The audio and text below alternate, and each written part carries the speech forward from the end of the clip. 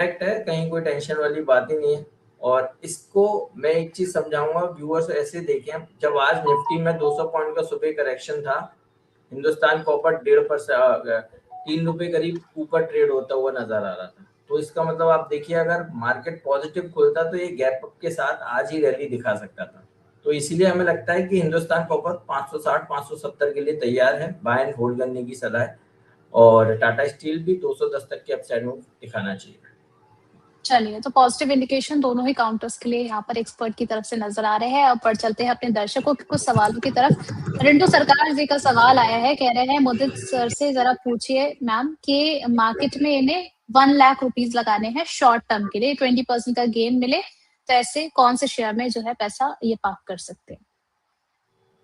बिल्कुल, देखिए मैं ऑन एयर और मुझे टाइम भी नहीं चाहिए।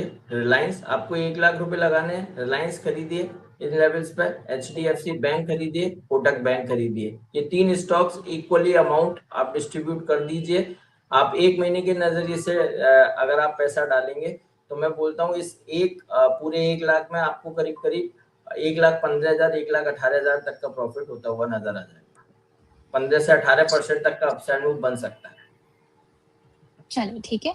नेक्स्ट यहाँ पे सोनल जी पूछ रही हैं बीएसई के बारे में। सर इन्होंने जो है 2950 पर इन्होंने बाइंग प्राइस अपनी मेंशन करी है। मैम देखिए 4600 के टारगेट है टिल नवंबर तक। और बहुत ठोक ठोक के मैं बार बार एक ही चीज और एक ही टारगेट, क्योंकि मेरे चार्ट्स पे मुझे क्या लगता है कि आपने देखा होगा मैं एक ही चीज को बहुत बार रिपीट कर देता हूँ। कई बार मेरे पास एक एंकर की तरफ से मैसेज भी आता है कि आप एक ही चीज को बार बार बोलते हैं। मैम क्या है, जब तक मेरे चार्ट्स कंप्लीट नहीं होते ना, वो मैं जब जैसे ही चार्ट्स खोलता हूँ ना, वो मुझे अधूरा सा दिखता है। तो बीएससी में 4600 के टारगेट्स हैं। नवंबर तक के नजरिए से कोई भी खरीदना चाहता है खरीद सकता है। यहाँ खरीदिए, एक डे पाए वहां खरीदिए। 4600 के टारगेट्स नजर आते हैं। स्टॉप लॉस रहेगा 2600 का। और ये रील हमने बनाई थी 10 अक्टूबर को, जब ये स्टॉक 2200 2250 रुपए के आसपास ट्रेड हो रहा था। और तब भी हमने ठोक कर बोला था 1 साल के नजरिए से आप खरीदिए, 4600 तक के टारगेट्स बनेंगे। डबल के टारगेट्स दिए थे, इसलिए वो वही चीज को लिंक करते हुए मैं यहाँ पर 4600 के टारगेट्स बता रहा हूँ। ओके। विनीता गुप्ता जी भी हमारे प्राइम दर्शक हैं, डीसीएक्स सिस्टम में जानना चाह रही है बाउंस बैक कहाँ तक आ सकता है सर? देखिए बाउंस बैक आ सकता है 185 190 तक का बाउंस बैक एक्सपेक्टेड है। बिल्कुल होल्ड करने की सलाह है। स्टॉप लॉस आएगा 159 का। ओके। सर स्किपर, इसमें भी जानना चाह रही हैं, सेम क्वेश्चन है इनका। स्किपर में भी बाउंस बैक आ सकता है। बॉटम बेस बिल्डिंग फॉर्मेशन हो गई है 330 के आसपास। अब जब तक 330 के लेवल को तोड़ता नहीं है, इनको टेंशन लेना ही नहीं है। स्टॉक में रैली बननी चाहिए, 410 तक के अपसाइड मूव देखने को मिल सकते हैं। तो स्किपर को भी बाय एंड होल्ड करके चलेंगे 410 तक के अपसाइड मूव के लिए। ओके। ऋषभ जैन जी आए हैं, ये पूछ रहे हैं sir something for intraday for tomorrow. देखिए मैं बता देता हूँ, मुझे अच्छा लग रहा है एक स्टॉक, और रिस्क हो सकता है, पता नहीं मुझे कल ट्रम्प साहब क्या बोलेंगे। केपीआईटी टेक्नोलॉजी बहुत अच्छा लग रहा है। और आप इसका डेली चार्ट देखिए, जो लोग थोड़ा बहुत भी चार्ट देखते हो, इन लेवल्स पे इतना अच्छा लग रहा है कि मैम आप मेरे कमेंट्री को ध्यान से सुनिएगा। अगर ये कल के सेशन में 900 रुपए भी हो जाए, अभी 700 रुपए पर ट्रेड हो रहा है, 200 रुपए ऊपर भी अगर ये कल ओपनिंग नोट पे आ जाए तो मुझे आश्चर्य नहीं होगा। कोई हर्डल है ही नहीं, कोई हर्डल नहीं है 900 से पहले।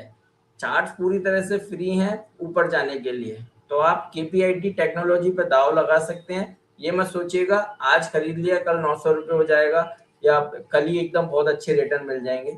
ऐसा नहीं है। मुझे नहीं पता क्या होगा कल, क्योंकि स्टेटमेंट मैटर करता है। लेकिन जो लोग पैसा डालना चाहते हैं थोड़ा सा 10 दिन के नजरिए से, 15 दिन के नजरिए से भी, तो एक अच्छा अपसाइड मूव बनता है। 900 रुपए तक के अपसाइड मूव केपीआईटी टेक्नोलॉजी में नजर आते हैं।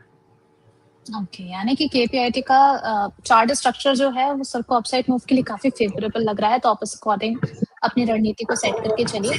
नेक्स्ट सर यहाँ पर क्वेश्चन आया है, ऋषभ जैन जी का ही क्वेश्चन था, आरपीएसजी वेंचर्स क्या बाय कर सकते हैं करंट प्राइस पर? नहीं, देखिए इसको अवॉइड करने की सलाह दे रहे हैं। हमें लगता है स्टॉक में और करेक्शन बन सकती है, तो इन लेवल्स पे अवॉइड कीजिए। अवॉइड करने की सलाह। चलिए ठीक है। नेक्स्ट यहाँ पर सर ऑयल इंडिया इन्होंने बाय किया है 493 पर, ये भी हमारी प्राइम मेंबर है। तो यहाँ पर क्या एवरेज करना चाहिए इन्हें? नहीं, यहाँ पर एग्जिट करने की हम सलाह दे रहे हैं। ऑयल इंडिया, ओएनजीसी, मैंने पहले भी कई बार कहा था, ये तो केवल जो वॉर चल रहा है इसी का इम्पैक्ट है, अदरवाइज तो इन स्टॉक्स में कुछ है नहीं अभी हाल फिलहाल। तो बाय नहीं करना, हमें ऐसा लगता है स्टॉक में और करेक्शन बन सकती है। तो ऑयल इंडिया अभी 481 पर ट्रेड हो रहा है, एग्जिट कीजिए, हो सकता है स्टॉक में और मेजर करेक्शन बन जाए, 445 तक की डाउनसाइड दिखाए, एग्जिट करने की सलाह है। एग्जिट करने की सलाह, ठीक है। नेक्स्ट यहाँ पर आईटीसी 326 पर इन्होंने खरीदा है सर, आगे के लिए टारगेट्स जानना चाह रहे हैं। बहुत अच्छे हैं, आईटीसी को यहाँ पर एवरेज करने की सलाह दे रहे हैं। बाउंस बैक में पहला टारगेट ही 330 का बनता है, 330 निकालेगा, उसके बाद इस काउंटर में 350 तक के अपसाइड मूव देखने को मिल सकते हैं। तो बाय एंड होल्ड करने की सलाह है। स्टॉप लॉस रहेगा 292 का। सर यहाँ पर नेक्स्ट यहाँ पर अभिमन्यु जी पूछ रहे हैं मदरसन सोमिक को लेकर के 60 की इनकी बाइंग है, क्या यहाँ पर एवरेज किया जा सकता है अभी? ये संवर्धन मदरसन या मदरसन जी बाय जी जी, नहीं सर, संवर्धन। 108 रुपए पर ट्रेड हो रहा है, अच्छा बाउंस बैक ये काउंटर दिखा रहा है। तो 102 के एसएल्स है, आप कॉस्ट को एवरेज करके चल सकते हैं। जो भी पोजीशन है 102 का स्ट्रिक्ट एसएल रहेगा, बाउंस बैक आ सकता है, 120 तक के अपसाइड देखने को मिल सकते हैं।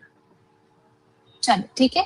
नेक्स्ट यहाँ पर गुजरात अल्कलीज 605 पर इनकी बाइंग प्राइस है सर, यहाँ पर क्या सलाह रहेगी आगे?